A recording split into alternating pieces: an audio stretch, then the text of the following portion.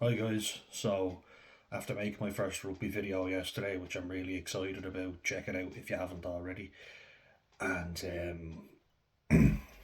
got me thinking of what I was going to do for the next few videos. So I definitely thought that I would make more, and while it's fresh in my mind, I'm going to discuss the autumn internationals, what I made of it, who I think will be in the Lions tour. I've already made a video on that. I'll kind of touch on it briefly, but this will be more of a, say, general video. So I'll talk a bit about the Southern Hemisphere as well, what we can expect from Australia, because they'll be playing them down under, which it's good to see Australia looking strong again, because they have been looking quite poor and they had a terrible World Cup last year. So no, it's exciting stuff, really. And also kind of touching on Ireland's games, more so with Ireland because I would have watched their games live, whereas I was watching shitty YouTube videos of the rest of the games, like England playing the All Blacks, the Wallabies, South Africa, and then like Scotland played against South Africa and Australia as well. A bit of a mixed bag from them. Um, so yeah, it's it's something that should be good next season, but we'll be touching on Ireland in particular, and then kind of talking about my standout players, like the best performers from the whole team, which will include the North and the South, the Northern Hemisphere and the Southern Hemisphere. So, getting into it, like, what did I think of the whole thing?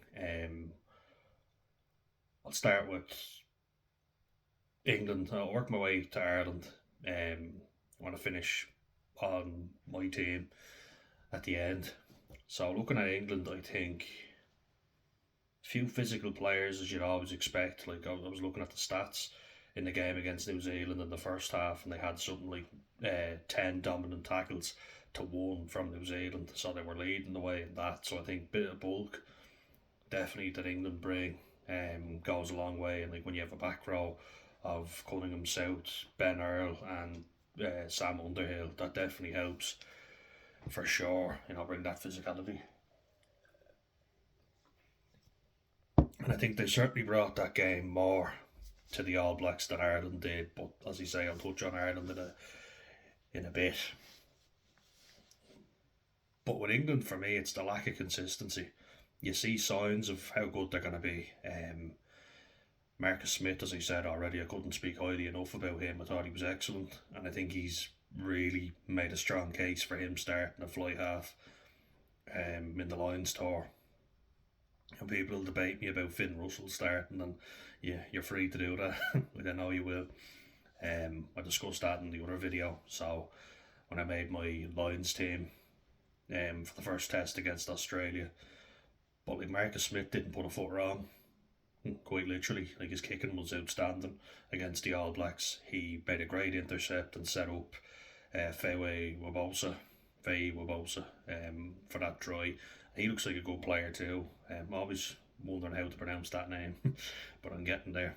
Um, yeah, kind of needs to do a bit more, if I'm being honest. Like if he wants to break into the Lions team, but certainly looks like a good player for sure. Tommy Freeman on the other wing looks good as well. And then you've got the likes of Freddie Stewart, who's very good, and George Fairbank. Personally, I prefer Freddie Stewart, and because he's so big and physical as well, but also gets up in the air extremely well, I would have him in my England team. But like, I didn't pick him in the Lions team because you've got Hugo Keenan, who was Mr. Reliable and has been for so long, and now he's added sevens to his game. So I mean, outstanding player. Blair Kinghorn, I have him as the utility back because he can cover fly half, full back, and wing. So like you need him on the bench in case anyone gets injured. I'm not really a big fan of asking someone to switch positions in the game.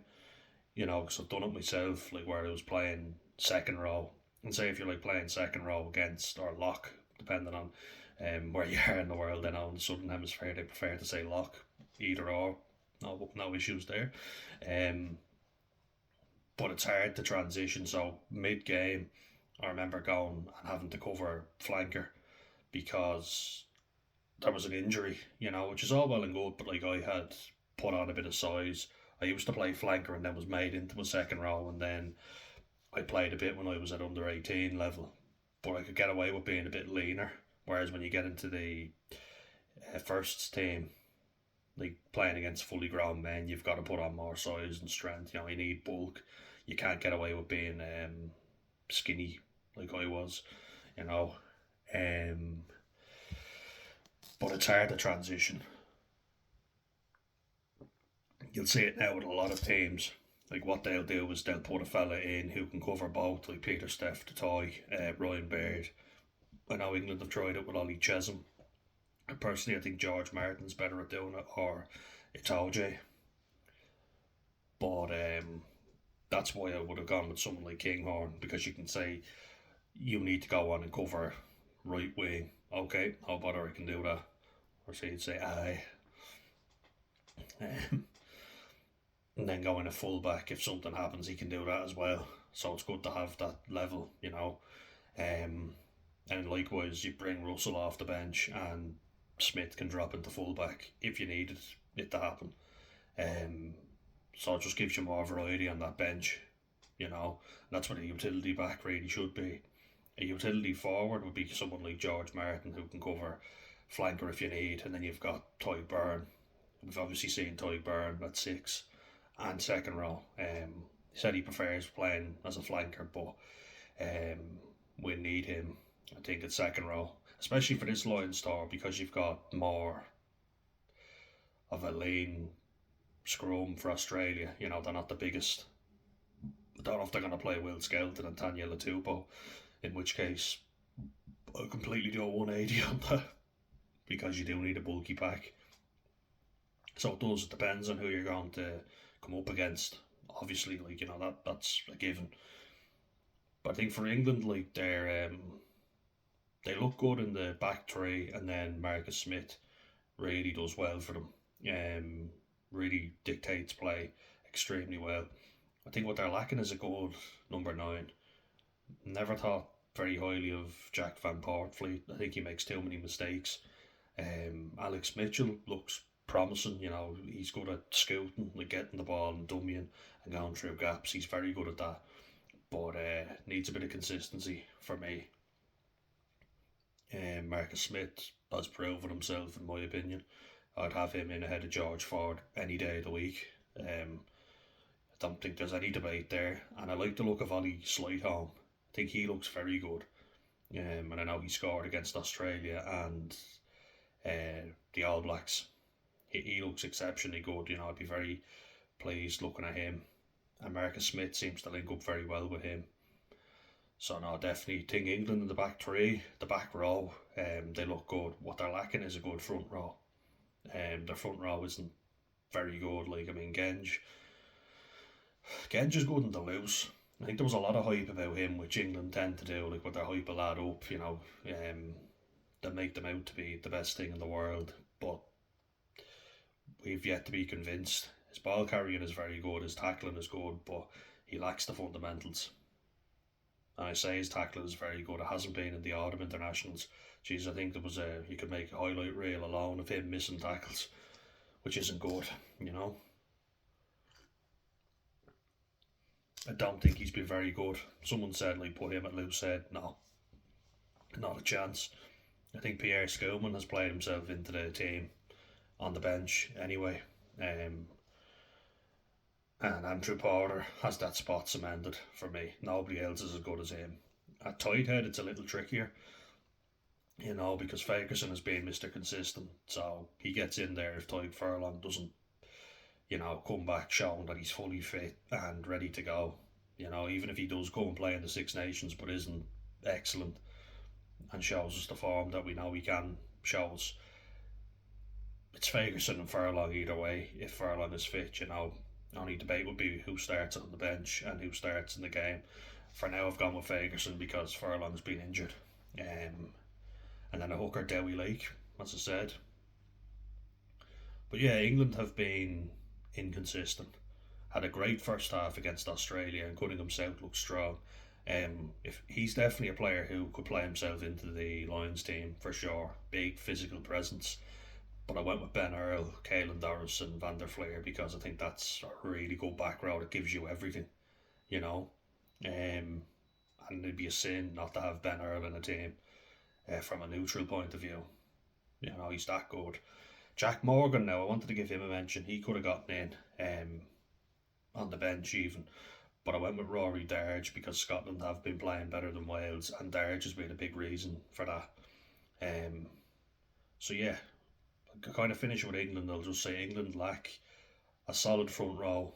Will Stewart now has improved a lot, I will say, which is why he gets on my bench as the replacement tight head. But if Furlong comes back, it's Fagerson and Furlong all day long.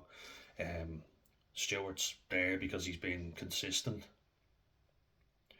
but there's been a lack of choice. Like when you look back at Lions tours, like I remember 2017, 2013, you know, like in 2000, I think my brother was telling me Keane Healy got injured for a lot of them and he only went on one tour and got injured in that. I wouldn't bring him on this Lions tour, not a chance. You know, I think he's had his time now, and you have to move on. I think Ireland need to move on too and start creating depth in that position. Um, but like looking at the teams before, like Joe Marler, you had Kane Healy, you had like Kane Healy in his prime, not the Kane Healy now. You had was it Gethin Jenkins? Jeez, look at that. That's insane.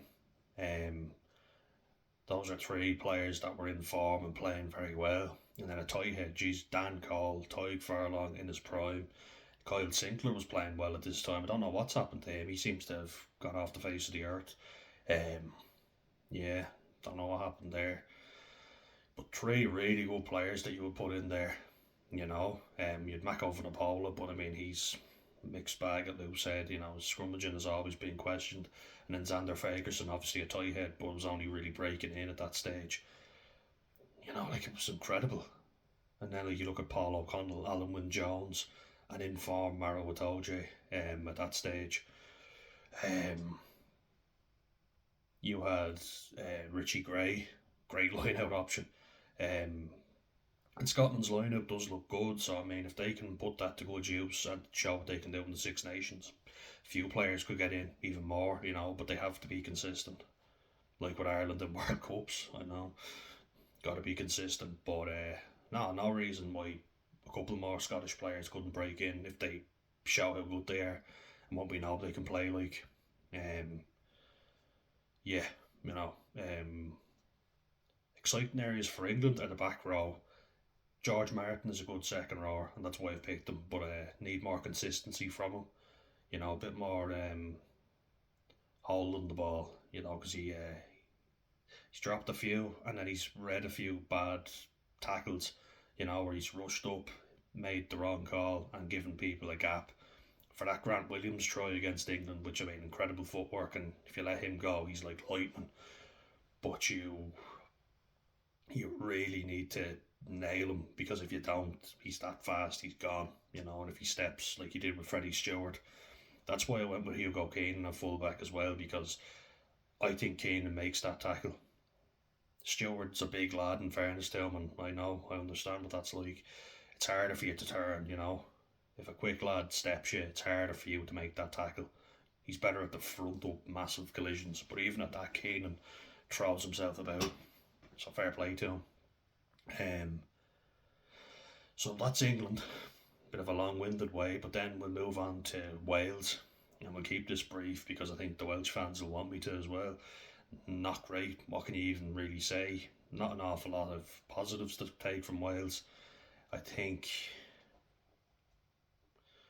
Dewi Lake looks very impressive, and that's why he gets the nod in a hooker because he's always there. He always plays well, regardless of how Wales are performing. Rio Dyer has moments of brilliance as well, but I think there's better wingers than him, if I'm being honest. But he is a dangerous player and he's good. But I need more from him. I need Wales to be playing better to see him at his best also. Cam Winnett has been very good. Like Cam Winnett has impressed. Now he took a massive shoulder by Semi Radradra. So that mustn't have been easy. But like Wales getting beaten by Fiji's not very good, Fiji got their revenge for that like excellent World Cup game. That was a really good watch. I really enjoyed that game. And when Radradra dropped that ball, oh, you're there thinking to yourself, he should have taken it. A player of his quality. I know it was a tricky pass, but he's on the big books for a reason, you know. But Wales have not been good. It's exciting to see Jack Morgan back, but the reason he's not in the team is because he's been out injured for a while. Need to kind of see a bit more. The Welsh back row has always been good. Like James Bolton looks like a solid player as well. Then you've got Aaron Wainwright. Um, Front row was quite poor for Wales. Not very promising in that area at all, to be fair. They got dismantled by South Africa. It was a hard watch at times. But yeah, no, it's Wales need a lot of improvement, and I'll keep it brief because you could go on about them and how poor they've been, but that'll show you why you need to replace your players and bring gradual players through. And I think at one point you'd Adam and Jones, who was 35, 36, and then you'd an 18-year-old was replacing him. Like the gap in between was insane. There was nobody in the middle. They'd so many good players departing, but absolutely no one waiting in the wings to replace them. And I think Ireland are going to have that problem as well because we don't seem to be creating any players coming up. I'm going to get onto them last. But moving on to Scotland, very good performance against Australia.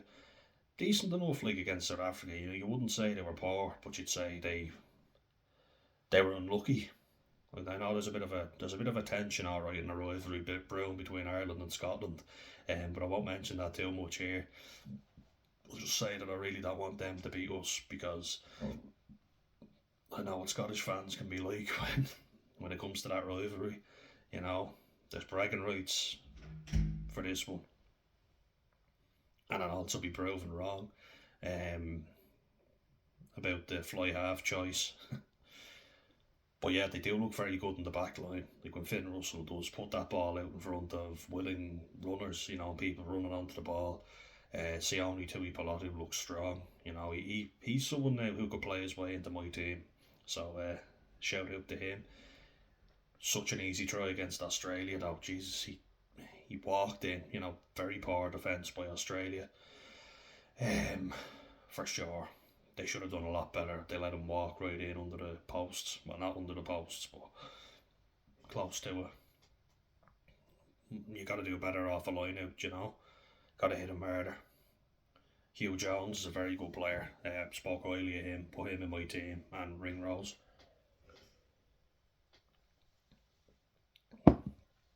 And Fagerson got the nod in there as well because he's so consistent. And made mincemeat of Angus Bell, which is not an easy thing to do, and he's an exciting player, Angus Bell, but yeah, you won't want to see that again, which is why I think James Slipper came on. Or did Angus Bell get injured in that game? I don't remember, but let me know. But Slipper is definitely like the most capped, or he's coming up to it. He's one of the all-time most capped players in the world, so fair play to him. Which reminded me of my brother, so bit of a look-alike there. Scotland, for me, what they need to be doing is using that back line. So their lineup seems to be strong, but the reason I haven't picked their second rows is because I don't think they give you enough around the field. Grant Gilchrist and Scott Cummins. Cummins was very unlucky to get that red card. I thought that was very harsh against South Africa, and it really cost them. I know it was only the 20-minute red card, but still, that's a large period where you're down to 14 men against the world champions, the Springboks. It's going to be a hard ask. But yeah, when they get the ball, and if Russell is playing well, like on his day, yeah, he could be great, but one thing I don't like about him is the showboating. That's why I wouldn't pick him in my team. And that might seem very harsh, but he missed 3 kicks a goal. Now, yeah, I know there was a wind storm Bert. I've never been to Murrayfield, so I don't know what it's like, but when you call yourself, and I've said this to people before on Facebook and whatever, when you call yourself the Messi of rugby, you better nail everything because you've given yourself a big title there. You're obviously very full of yourself, so you better deliver on the big stage. Phenomenal player. His range of passing is exceptional, but like missing three kicks at goal that didn't come back to bite them in the arse in the end, but they could have done. And then like when I think there was a knock on or something, and he decided, I'm gonna go for the fancy drop goal, and then starts smirking and smiling. You're there going like, what is the point in that? Just playing to the crowd. Now I know some people will love that, but for me, like when I see him putting the ball dead and then laughing, the forwards, like I'd say, are raging at him. They're like, you fucking idiot. Because like I can tell you, playing in a team where you've done all the hard yards, and you've made a turnover, and I have before, right? And you get over the ball, you turn it over, you win it back for your team, you're making your tackles, and then the fly half either knocks the ball on or kicks it out on the full. You've come all the way back, and then you have a scrum, you win it against the head, and then they throw a stupid pass and knock it on again. That literally has happened to me in games, and the fly half's kind of like, oh well, not my fault, or having a laugh or a joke about it. You're like, oh, don't you be laughing. Now we have to go all the way back again.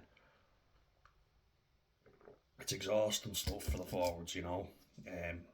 Energy sapping, really. And I don't think Marcus Smith does that. I think he's a far better team player. Like, yeah, this is going back to the World Cup, but my big issue with Scotland is, like, they talk a good game, but we've yet to see it. Like, very good win against Australia. But like people have debated me on Finn Russell and saying, yeah, he missed a couple of kicks and what, like he's got the best kicking percentage of any fly half in the autumn internationals. But my argument to that is, well, yeah, obviously you're going to have that when you play Canada, and they beat Canada like 71-29, if I'm not mistaken. So like you're running in the tries against them, and they're easy kicks most of the time. They're running them in under the posts or near enough to it. Confidence is high. You know you're going to win. Those are the games where you're going to nail your kicks. I've never played fly half, but do all the hard yards to make the fly half look good, believe me. And then they played Portugal. So again, high scoring game, you're going to have a lot of easy kicks. Or at least if they're not easy, the confidence is high because you know you can afford to fuck up. Because it's voice is going on me. But like that it's an easy game. You don't need to nail them. Against South Africa, like to be fair to him, he did nail them. So fair play to him for that. I will give credit where it's due. I'm not that harsh. Um, and I know Kinghorn can kick. Like in fairness to Kinghorn against Leinster for Toulouse, he kicked very well. His range of kicking too was insane. I didn't know he could kick that well. Um, so that might be something Scotland consider if Russell isn't performing. But there's a good clip actually. When Scotland were playing France, it was only a few years ago now, but the reason I've picked Rory Darge in my team would be the exact opposite reason I would leave Russell out. So Russell makes a mistake, right? Gives the ball away cheaply. I think like a chip over the top. It was against France. Rory Darge is busting a gut to get back, and he starts from further back than Russell. Russell is the one that's made the mistake, right? I think it was a Cyril Boy Cyril Boy try, but he got the try, the loose head prop for France. Now he scored a try when Russell could have gotten back and defended, but was just sauntering back, couldn't have given a shit. Rory Darge was making so much of an effort to get back, which is why I've put him in as replacement flanker, because his effort and his work rate is insane. And something I like to see. So fair play to you, you've earned your spot. And like if he plays well for Scotland, like he has been doing non-stop, he could even start. Although I don't think he's going to replace Van der Fleer or Doris or even Ben Earl, so unlikely unless one of them gets injured, which touch wood they won't, because don't wish that on any player. But I also want Ireland to win. But just a lack of effort after you've made a mistake really annoys me. And when you see that when you're playing, you're like, you should make up for that error. But it's just like, I don't need to. Him and Stuart Hogg really epitomised what I don't like about Scottish rugby: the arrogance of the two of them. I'm sure we all know what Stuart Hogg's up to now, don't we? Yeah, I think everyone will agree with me. He's a bit of a scumbag after what he's done. But Gregor Townsend as well. He loves to call out the Irish team and say how arrogant they are, and you're kind of just sitting there going, "You're the same."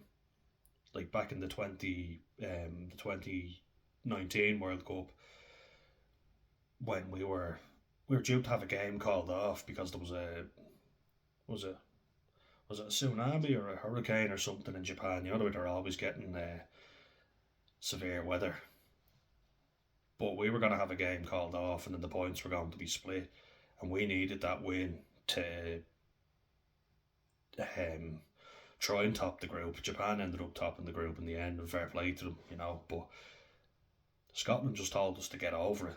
They were like, "Oh, what are they moaning about? Get over it." And then the same thing happens to them, and they bring a lawsuit against World Rugby, and you're like, "What a hypocrite!" Like, you know what I mean? That there's just a tension between those two teams, and I think it all started back for when Munster played Glasgow. Those two teams do not like each other, and Simon Zebo was talking about it. I met him in Benidorm actually. What a sound guy. But yeah, there's a real tension between Ireland and Scotland for that reason. And I remember Kinghorn releasing a ridiculous statement in the World Cup saying Ireland have had a really good unbeaten record. We'll end that at the weekend. It was the final game of the group stage in the World Cup just gone in 2023. And to come out with an arrogant statement like, "we'll end that." I understand you're going to go, "we're going to try and end that," we're aiming for a good result against them. Obviously, yeah, fair enough. But to come out with, "we're going to end it," and Townsend kind of going, um, it seems like Ireland already think they're in the quarter final. They're getting a bit too big for their boots. And Scotland talking themselves up about how they were going to end our record and how they were going to beat us and all this stuff after putting like 84 points on Romania and, stuttering a little against Tonga. Not playing very well against them, but like Tonga had two red cards, or like one red card and one yellow. They beat them by like 20 points. Scotland did, but should have been a bit more comprehensive if you want to make a statement. They lost to South Africa. They were just absolutely manhandled. They didn't lose by a huge score, but they were physically dominated. And then they came out against Ireland with this attitude, and they just never showed up. You know, um, they went running home with their tail between their legs. Ireland scored 6 tries to 2 late tries by Scotland. They absolutely annihilated them. Ireland did very well and they shut them up, which was very satisfying to see because Russell was really giving it the big talk. It was just very. Him and Hogg just seemed very unlikable. And for Kinghorn to come out with that arrogant statement, it's kind of like, okay, if you're going to make a statement like that, you got to back it up. And they didn't. So I think that gives Ireland all the bragging rights. And your man Ollie Smith for Scotland tried to trip up Sexton. And Sexton rightfully got pissed off. It was a real cheap move, like a real sly thing to do. When Sexton got pissed off, you're telling me Russell wouldn't get pissed off if that happened to him, or Stuart Hogg, and then George Turner comes over trying to act like the big man and sprints in grabbing Sexton. Should have been sent off in my opinion for that. And Pierre Skillman threw Dan Sheehan over the hoarding. Nothing happened over that. Dan Sheehan was like putting his hands up going, and he's not a dirty player. And Skillman is known for doing stuff like elbows to the throat and whatever. But nothing happened. Should have done. Like Shane wasn't doing anything, and Skillman purposely threw him over the hoarding. There's a lot of tension there between those two teams. Um, and I think Ireland need to make a statement now and shut Scotland up in the Six Nations. Um, but like, if I'm being non-biased and bringing it back for a second, if Scotland can bring it all together and put their money where their mouth is, a lot of players could make that team, particularly in the back line. Um, yeah, which brings us nicely on to Ireland. Um, Gotta say, I've been very disappointed with Ireland not being good at all. 3 wins from 4, yeah, but they stuttered over the line against Australia, and I was at that game, and I can tell you, we were kind of looking at it going, what's going on here? Like, it's very stop start, it's very slow, didn't have any line breaks at all. Australia had all the line breaks.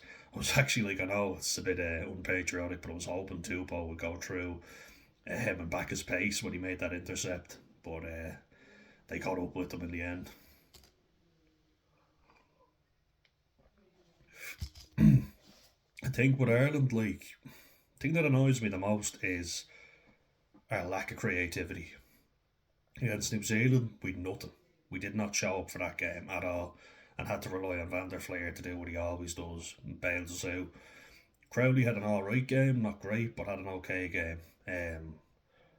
New Zealand were not great either, but they were good enough to win, and we gave them easy penalties. Like, how many games do you see the All Blacks kicking penalties? Very few. Like, usually they go up to the corner and they try the flamboyant thing, but it's obviously not the All Blacks of old.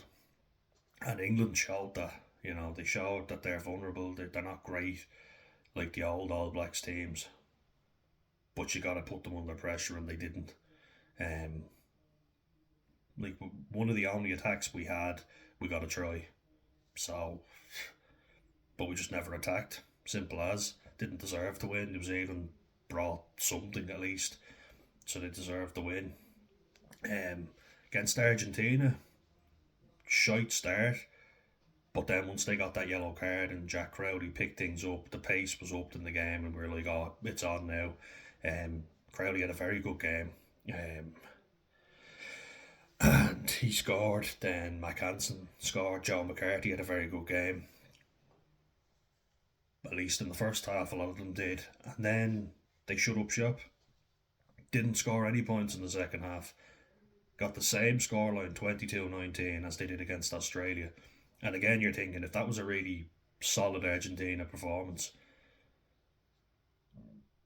you'd go, all right, fair enough, because Argentina are a good squad. They are.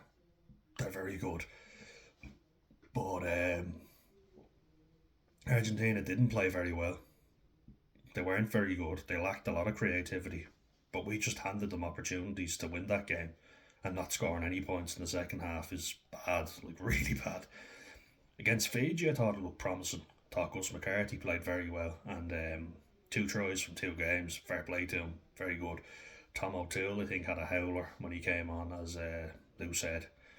I think he's shown that either he needs a lot more training at Lou's head, or he needs to remain as a tight head. Either or. But that highlights an issue for me with Ireland, where we just haven't been building the depth. I think they always talk about the Leinster system and how they build so much talent and depth. Thomas Clarkson only got played as a tight head because we had an injury to Tadhg Furlong and we'd nobody else. And that's not being bad to Thomas Clarkson, but he's young and they're kind of chucking him in the deep end.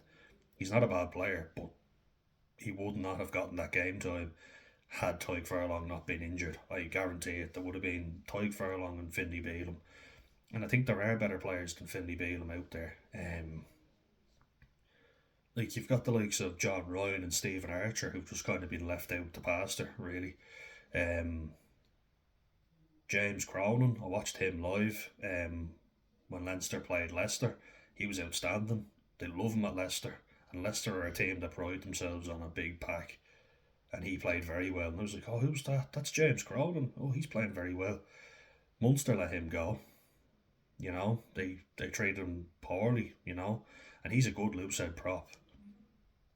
Like, you could have him in the team, we're really struggling for depth at the minute in the important positions. We don't have an out and out fly half selected.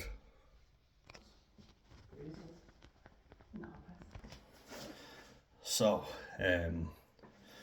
got called to something there. Something that I had to do in the attic. Won't tell you what it is.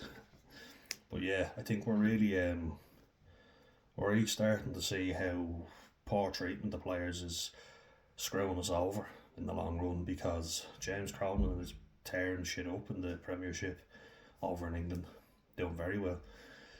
There's another lad, Jack Dunn, that I hear about,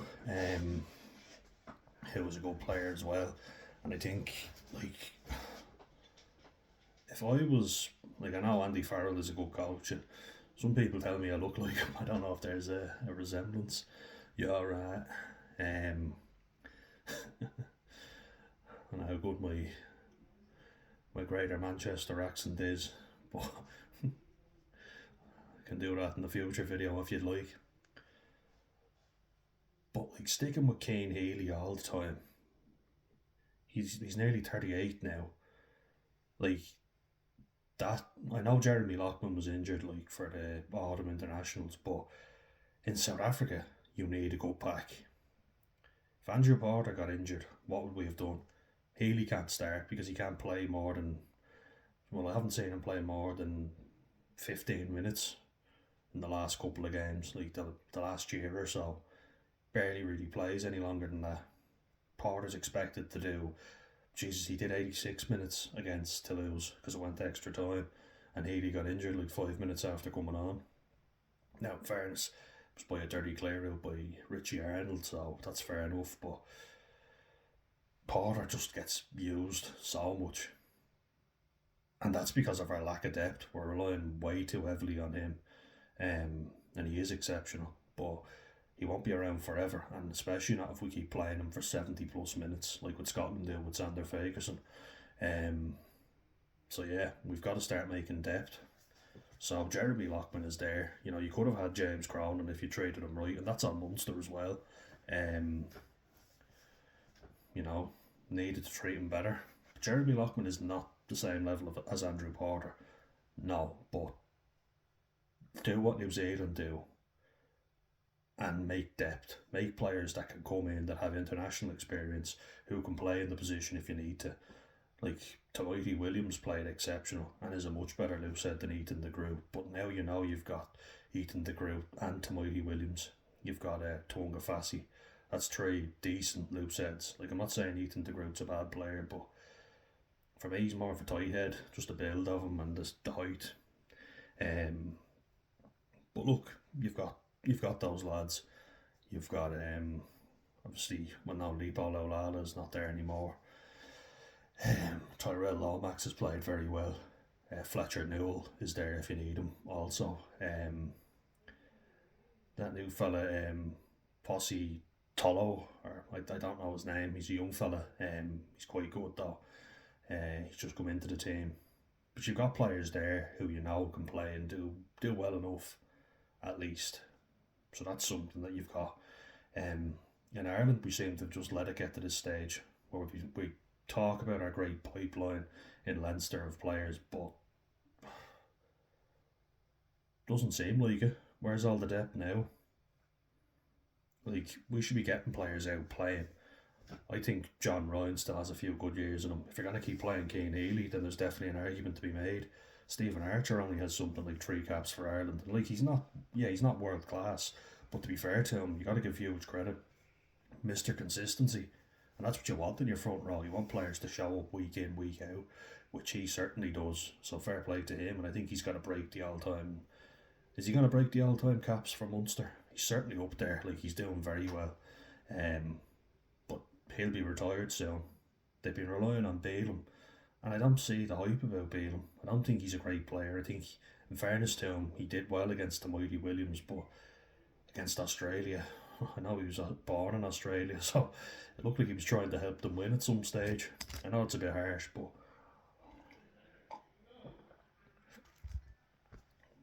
Tom O'Toole came up against Fiji in the pack, and like they hammered Fiji, you know. But you expect them on their day to give away a lot of penalties and not on their day, but the things you expect from Fiji are that they will be ill disciplined, they won't be very structured, and they've come on a lot, and it's always good to see them, but they weren't great. They were there for the taking, and Ireland, in fairness, took them. And Prendergast came out, had a bit of a mixed bag. Like I'd say, in fairness, he played well, all in all, but he was lucky not to have been red carded for that early hit. In my opinion, I wouldn't have had much of an argument if he was, but he got away with it. Luckily for him, got to stay on. Made a few mistakes, but all in all, like, credit to him, he did well. Against Australia, not as well. I have to say, it was a bit of an average performance, if I'm being honest. Crowley added a lot when he came on. He looked like a man with a point to prove, and that's what you want. That's why I'm putting Russell on the bench, because I think if Russell is just told you're the best, he will believe the hype and he'll go, yeah, I am. I don't have to do anything here. I can do whatever I want and it's fine. He needs to know that if I make a mistake and if I fuck up here, I'm not guaranteed a place in this team. And the same with Crowley. And I think knowing that there are likes of Kieran Frawley and Sam Prendergast there, he knows that he has to perform. I think Frawley, as well as he played against South Africa, he did not play well in that autumn international period. Unfortunately, it looked like his time to shine. I think everybody thought he was going to have a good autumn series, but he didn't, unfortunately. Yeah, just not good for him, sadly. But I'm sure he'll bounce back. But we need players to start performing. Like, as I was saying though, talking about the tour to South Africa. I know it's only 2 games, but you've got Andrew Porter, as your Lou said, and Keane Healy. That's it. Then you've got a tight head Furlong, Beelum, Tom O'Toole, and who else did they have? Who did they bring with them? I can't even remember who they brought. Ollie Yeager, actually, sorry. Ollie Yeager was someone I spoke highly of before. Mixed bag for him as well. Keeps getting injured as well. Can't stop getting injured. I know Munster have huge injury problems, so that's something to consider. But yeah, we need to start making depth in the front row because we look stale. We look like if our main players get injured, we're screwed. The calibre of player coming in to replace them just isn't good enough at the minute. So we need those guys getting more game time. Like for me, I would think bring Lockman in, bring Michael Milne into the team, who has played very well. That's 3 loose heads that you've got. So you've got them anyway. And then a tight head, Furlong, Ollie Yeager, Beelum, O'Toole. Beelum, I was never a huge fan of his, but sometimes he stepped up when he needed to, and fair play to him. You play when you're asked to, and that's all you can ever ask. But at hooker, we've got talent for sure. Kelleher's not been at his best, but he is an outstanding player on his day. And Dan Sheehan, hopefully, fingers crossed, he comes back because we need him. We do. Him and Kelleher are great to have. Rob Herring is also good, and you've got Dave Heffernan, so you've got covered there.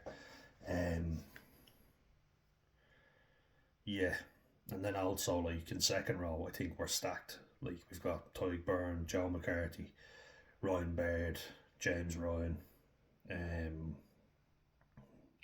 Tom Ahern is an exciting prospect as well for sure. But the story with Munster is tricky. We don't know what the crack is there. Got your man Kieran Treadwell. I know Henderson probably hasn't got much time left in the Ireland jersey, but he's been an outstanding player when he has been in there. And our back row is great, but the worrying area for me, and I've said this before, but we had 4 games, we scored 15 tries, which is good on paper. Yeah, that's nearly 4 tries every game. That would be 16. I know my maths is okay, trust me. But 9 of those 16, 9 of those 15 tries were scored by forwards. six of them were scored by backs, and of those six, four of them were scored against Fiji. You know, that's not good enough. You know, you need your backline to be scoring a majority of your tries.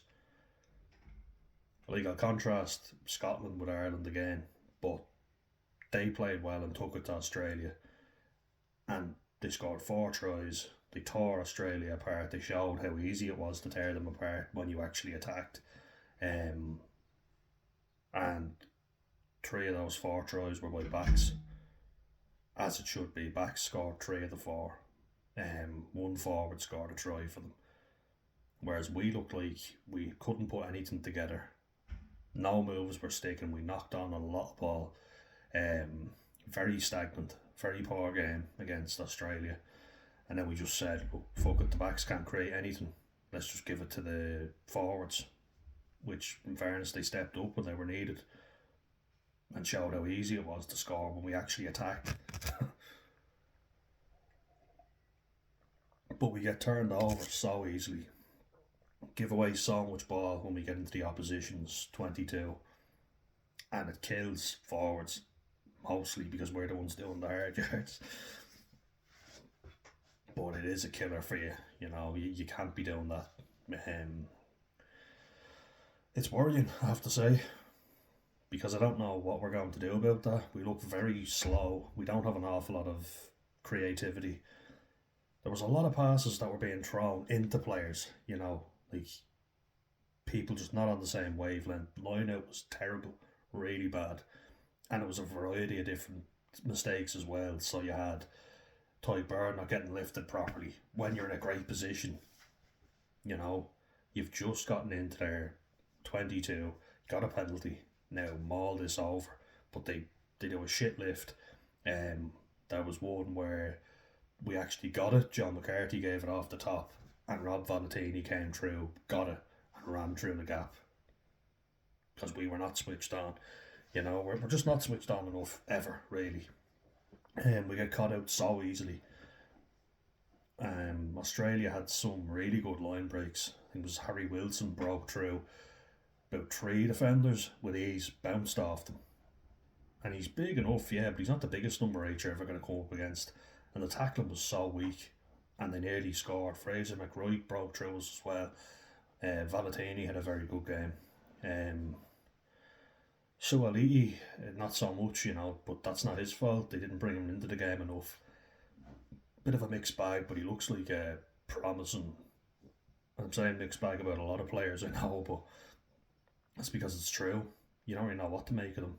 I think the standout performers for Ireland were in the forwards. So, McCarthy played well, I think, for a majority. He always puts in a good shift. A little over eager at times, but in general does well. Van der Fleer and Torres did very well for us too. Got us tries, which we needed, so they stepped up when they were asked. But the forwards shouldn't have to do everything. Like, the fact that we had to rely on our forwards to bail us out, essentially, not good. Now we've two very young fly halves who need to prove themselves, but will do it, no doubt. But yeah, we're going to have to up our game. I thought James Lowe had quite a poor autumn international series. I think there's one thing I'd just like to mention. Jacob Stockdale got absolutely hammered for making mistakes, you know, after having a brilliant breakthrough season, being tipped as one of the next best Ireland players. And he got hammered for making mistakes. You're there kind of thinking, fuck me. Like, watching James Lowe, does anybody else kind of feel like it's a thing where Antipodean players, or, you know, Southern Hemisphere players, oh, you know, they're brilliant. They have so much great skill in them, so we just have to leave them off. But when it's an Irish young lad, you're there thinking, and I've had this in training myself, where it's like, no, you don't try that because you're not skillful. You know, you don't get to do all that stuff. Whereas the Southern Hemisphere lads are just seen as more skillful and naturally better than you are. And you're kind of there going, so they're allowed to make as many mistakes as they want, but I'm not. You know, it's not really very fair. And I get that with Lowe, and also the fact that he's a Leinster player, not an Ulster player. Had Stockdale made the amount of mistakes that Lowe had made, Like, he would have been hammered, you know. And I've even heard Ulster fans say, "Oh shit, take him out." And, Jesus, give the lad a break. It's not as if Lowe is flawless every game he plays. In fact, quite the opposite. Now, Lowe has a lot of skill, but he makes an awful lot of errors as well that costs Ireland and Leinster. But he's with Leinster and he's intimidating, so I feel like they let him get a free pass a lot more. They let a lot more slide.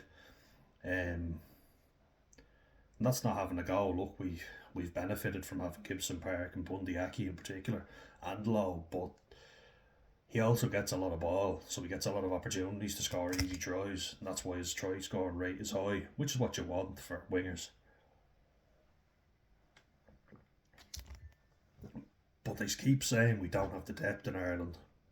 New Zealand have the depth, and then their excuse to that will be, well, we've got other sports. Rugby's only like the fourth biggest sport in Ireland after Gaelic football, hurling, and soccer. All right, yeah, but New Zealand have rugby league, which they're also exceptionally good at. They have netball, hockey, basketball. They do stuff for the Olympics as well. Other events. There is soccer as well, but obviously the All Whites are not nearly as popular as the All Blacks. Um, you can just I find like in Ireland we make an awful lot of excuses. Like in that quarter final, we didn't play our best, not at all. Didn't show up, didn't give our best account at all. Um, and we need to hold the team accountable, but we don't do that, and that's why we don't win. We don't have that winner's mentality, in my regard. Mentality, fucking T's are tripping me up again. But I was talking to a few people I worked with that were Kiwis. They were New Zealanders, and they were saying how good Ireland were, but also saying, "Oh, we're doing shit at the minute." Sam Cane is a shit player, and Sam Cane's a great player. He's just not Richie McCaw. And who was going to be Richie McCaw? Richie McCaw is one of the greatest that ever lived, if not the greatest. And I've said I prefer David Pocock, but like Richie McCaw is one of the toughest players in the world for sure. So is Pocock, but like, yeah, both great players in their own right. Um, yeah, it's just you can't keep making excuses. And when you see how much Sam Cane was getting hammered by the New Zealand media, like if they don't win every game in New Zealand, they are shot all over, which is extremely unfair. I don't think you should be doing that to anyone. But accountability is important, and Ireland have not been good enough. We need to hold them accountable for that. Um, if we want to win this year's, or I know it's next year's, but you know what I mean, the up and coming Six Nations, a lot of improvements are needed. And as well, if you want bragging rights over the Scots who are going to be coming out looking for it and think this is their year, and it probably is, there's probably never been a better year for them to win it. We have got to show up. We've got to play better because we will not win if we perform the way we have. For sure. Like in that World Cup, we had an outstanding group stage. We shut up Scotland as well, who were, giving us a lot of trash talk beforehand. Beat South Africa, who were also like involved in a lot of trash talk. I think we won one game down there, so it was a draw. We played well against South Africa, but we didn't back it up this autumn at all, right? And the annoying thing for me is that we played very average, and we won 3 out of 4, and you lost only to the All Blacks. So you can turn around and have an excuse of, yeah, well, there's no shame in losing to the All Blacks, and see that's a big excuse for them. You can say, well, we didn't show up in the second half against Argentina, who also played extremely poorly. Um, did all right against Fiji, but you expect that anyway. Um, and we played extremely poor against Australia, and we're just lucky that we won that game in the end. That our forwards bailed us out. So not an awful lot of positives, if I'm being honest. We look extremely stale and lacking in ideas in attack. Um, we don't have enough depth in very important areas because we haven't been searching for it. You know, we haven't been playing players that need more game time or blood and young players. But you'll hear people saying how much, you know, the academy systems in Leinster are great, you know, how superior they are to other places in the world, not just in Ireland. But, okay, where are these guys? Let's get them out, let's get them playing. Because we need the talent coming through, we need more depth. And hopefully, you know, as I say, there'll be a lot of people kind of going, should be more of a variety of players. Ireland need to prove that they deserve to have a majority of their players in the team. Um, I'm looking forward to the Six Nations and the Lions tour. Let me guys know what you. Let me guys know. Let me know what you think, guys, in the comments, and see you in the next one.